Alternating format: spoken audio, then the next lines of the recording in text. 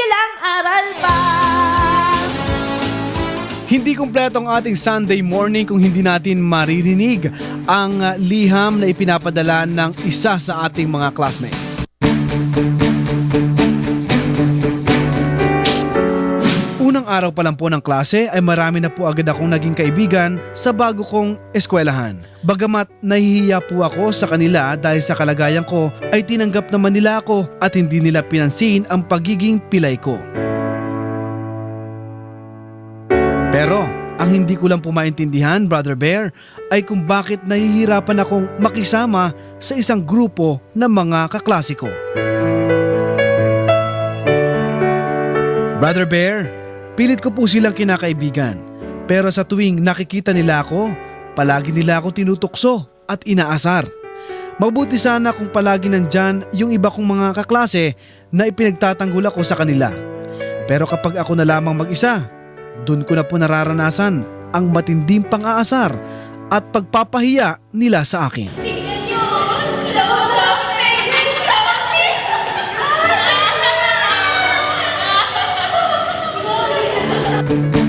Ang masasabi ko, Bugoy, sa iyo ay huwag kang titigil sa pag-aral. Ituloy mo lang yan dahil una sa lahat nandiyan ka sa school para mag-aral. Hindi naman dahil sa kanila. Nandiyan ka para sumunod sa mga magulang mo at matupad ang mga pangarap mo sa buhay.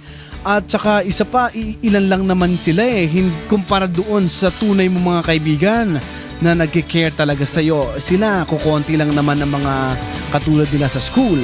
Kaya siguro kung sila man ay gumagawa ng masama sa iyo, ay huwag mo nang gawa ng masama ang masama. At siguro isa pa magiging advice ko sa iyo, sabihin mo na rin sa mga teacher mo ang nangyayari sa inyo para matulungan kanila. And learn the art of deadmatology.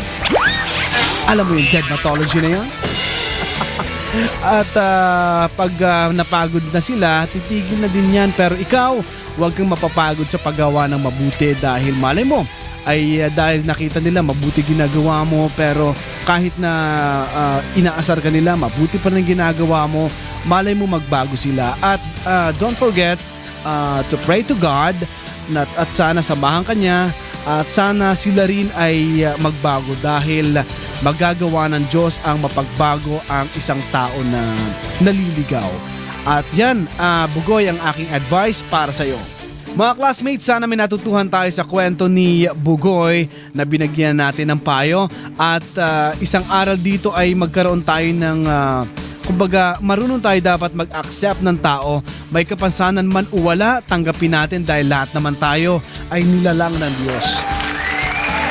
At sa may mga suliranin na mga classmate natin, pwede nyo kaming i-email sa classroom@untvweb.com.